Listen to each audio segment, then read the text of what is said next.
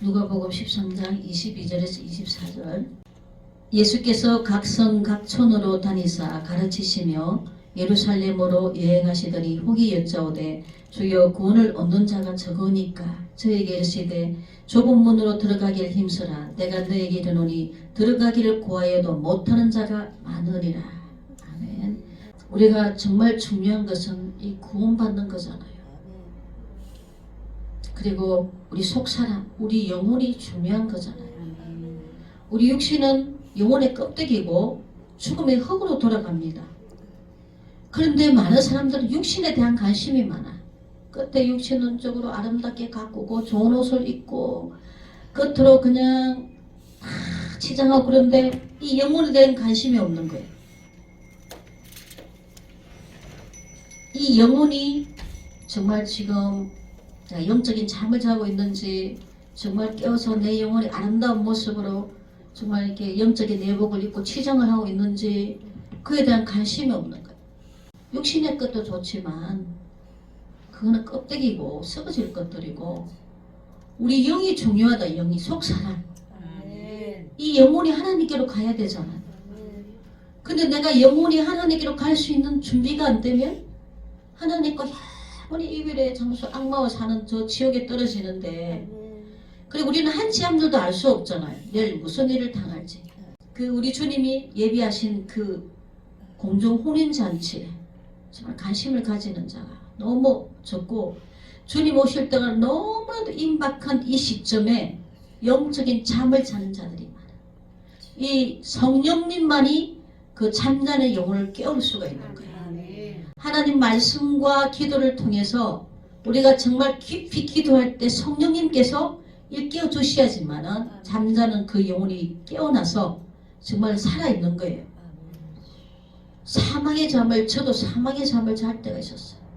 근데 하나님께서 매료되셔갖고 그런 모습들을 보여주시기 때문에 제가 깨닫게 된 거예요. 우리는 말씀을 제대로 알고 이해하지 않으면 하나님의 뜻을 알지도 못하고 또 구원의 자리에 설 수도 없습니다. 이 성경은 하나님이 우리를 구원을 얻기 위해서 기록한 책입니다. 그런데 말씀을 읽지 않아. 이 말씀은 우리의 양식이 영혼의 양식이잖아요. 그리고 기도는 영혼의 호흡이에요. 호흡. 하나님과 교통하는 게 우리 영혼이 숨을 쉴 수 있는 거예요. 영혼의 양식인 하나님의 말씀을 등한히 여기면 우리는 영적으로 잠자는 상태예요. 이 본문 말씀에 보면은 어떤 사람이 예수님께 주여 구원을 받는 자가 적으니까 질문하는 내용에서 이 구원은 헬라어로 소조라고 하는데 구원하다, 고치다, 안전과 파괴로부터 구출하다 이런 뜻이 있습니다. 이브리어는 예수한데 열려있다, 구원하다, 자유롭게 해방하다 라는 의미에서 유래됐습니다. 구원이란 원어의 의미처럼 안전하지 못하고 파괴되고 고장난 것에서 구출하는 것. 아담 이후로 모든 인생은 죄 가운데 태어나기 때문에 안전한 상태가 아닌 것입니다. 그래서 우리는 이제 예수 안에서 안전한 상태가 되는 것. 우리 사람은 하나님의 형상으로 지음을 받았잖아요. 그래서 머리이신 하나님의 말씀에 순종하며 살아야 하는 몸으로 지음을 받은 것입니다. 우리 주님과 우리는 하나의 그게 뭐 신적인 그런 하나가 아니라 하나님과 우리가 떨어지려면 떨어질 수 없는 하나의 그런 동일성을 이루고 우리를 창조하실 때도 하나님의 형상으로 창조하셨잖아요. 그래서 우리가 이제는 하나님의 형상으로 회복되어져야 돼요. 여전히 아담의 후손 그 죄성을 가지고 살면 안 되는 것입니다. 에덴 동산에서 머리신 하나님의 말씀을 불순종함으로 그때부터 하나님과 분리된 떨어져 나간 거예요. 하나님의 형상이 파괴되고 분리가 된 것입니다. 그래서 구원은 그 파괴된 주의 몸이 성전을 다시 재건하고 회복하는 것입니다. 우리는 예수 믿으면 다시금 우리 주님의 몸된 우리는 우리 몸된 성전이라 그랬잖아요. 우리 몸이 하나님의 성전이라 그랬잖아요. 이것이 다시 재건되고 회복되어야 되는데 말씀을 깨닫고 이해해야지만이 성전이 회복될 수가 있습니다. 우리 몸은 하나님의 성전이기 때문에 하나님과 연합하기 위해서 하나님의 형상으로 회복되어야 되는데 그 역할을 성자 예수님이 담당하시고 예수님이 하나님과 우리 사이를 화목시켰어요. 화목시킬 수 이 땅에 오셨잖아요. 그래서 우리가 이제 날마다 말씀과 기도로 하나님의 속성인 거룩을 이루며 살아야 되는 것입니다. 그리고 하나님의 속성인 사랑하며 살아야 되는 것입니다. 이 사랑이 바로 율법의 완성이잖아요. 본문에 구원받을 자가 적으니까 이 질문에 예수님께서 들어가기를 구하여도 못하는 자가 많으니라 대답하셨습니다. 천국을 들어가려 해도 들어가지 못하는 자가 많다고 말씀하셨습니다. 그렇기 때문에 구원받는 숫자가 적다는 것입니다. 그래서 성경에는 좁은 문으로 들어가라. 이 좁은 문은 바로 하늘문입니다. 장애물이 있어 답답하고 비좁습니다.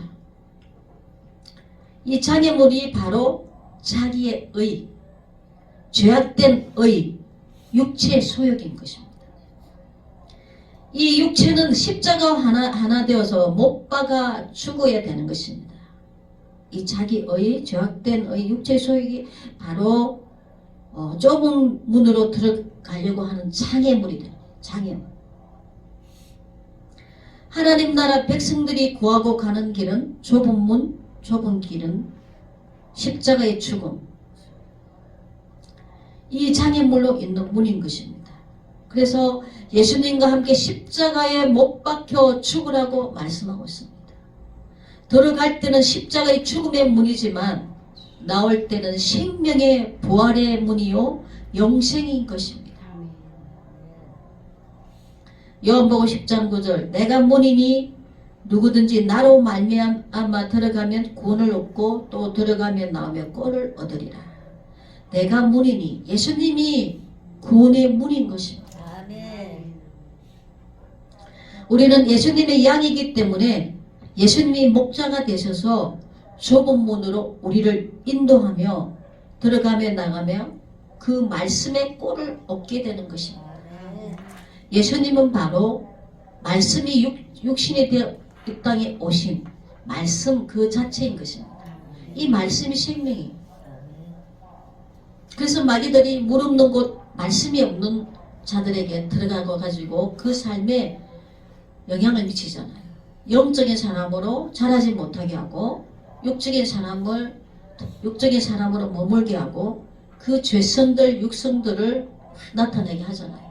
그래서 우리가 기도하면서 성령님이 임하면 이것들이 물러가기 때문에 때로는 토하기도 하고 하품도 하고 이렇게 순간순간 우리가 입으로 죄를 짓거나 생각으로 죄를 짓고 그걸 타고 들어오는 거예요. 그렇기 때문에 우리 주님이 빛으로 임하시면 이것들이 떠나가는 거예요. 아멘. 우리는 예수 안에서 진정한 행복이 있습니다. 이번에 우리가 집회 간 거기서 그 할머니가 그러는 거예요. 너무 행복해요.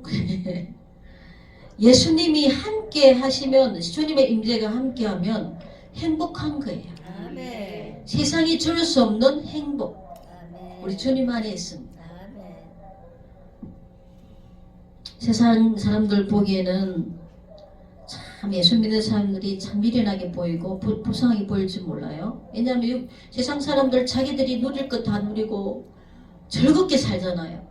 근데 우리는 그런 걸 다 절제하고 살잖아요. 자기들이 볼 때는 무슨 재미로 살까 그럴 거 아니에요. 우리가 볼 땐 참 답답하고 불쌍하잖아요. 빛과 어둠은 하나가 될 수가 없는 것입니다. 그래서 우리는 예수님의 의를 힘입은 하나님의 양들은 그 문을 들어가고 나가며 생명의 꼴을 얻게 되는 것입니다. 하나님으로부터 독립된 세상 사람들이 구하며 찾는 길은 넓은 길입니다. 이것이 세상 문인 것입니다. 아멘. 또한 하나님의 나라와 그의 의를 거절하고 자기의 거짓되고 타락한 의와 자신의 욕심을 위해 사는 자인 것입니다. 대부분의 사람들은 작은 문보다 큰 문을 좋아합니다. 세상 사람들뿐만 아니라 교회 안에서도 그래요. 작은 것, 좁은 걸, 힘들고 고난의 길을 싫어해요. 그것이 내 영혼을 천국으로 인도하는 문인데 그것을 싫어해요. 모든 인류는 선악과로 인해 죄인이기에 십자가의 정문을 통과하지 않으면 하나님 나라에 들어갈 수가 없습니다. 우리 주님은 생명으로 나아가는 좁은 문, 좁은 길로 들어가기를 힘쓰라고 권면하십니다. 누가복음 13장 26절 27절 그때 너희가 말하되 우리는 주 앞에서 먹고 마셨으며 주는 또한 우리 길거리에서 가르치셨나이다 하나 저가 너희에게 일러 가로되 나는 너희가 어디로서 왔는지 알지 못하노라.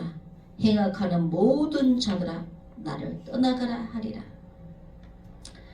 주님 앞에서 먹고 마시고 길거리에서 가르치고 그렇게 했지만 우리 주님이 이 행악하는 자들아 내가 너희들이 어디서 왔는지 알지 못한다. 너 나를 떠나가라. 왜 그렇게 말씀하시냐. 그들은 하나님의 법대로 행하지 않았기 때문에 불법을 행했기 때문에 우리는 하나님 말씀하신 그 법대로 들어가는 길이 생명의 길이에요. 불법을 행하는 자는 이렇게 주님이 내가 너를 알지 못한다고 너는 마귀를 닮았으니 마귀를 벌하기로 예비된 저 불에 들어가라 하는 거예요. 예수님께서 행악한 자들아 내게서 떠나가라 하는 이 불의한 자 우리는 그런 자들이 되지 않도록 날마다 거룩을 이루는 삶을 살기 위해서 우리 주님 앞에 기도하며 나가야 될 줄 믿습니다. 좁은 문으로 어떻게 들어갈까?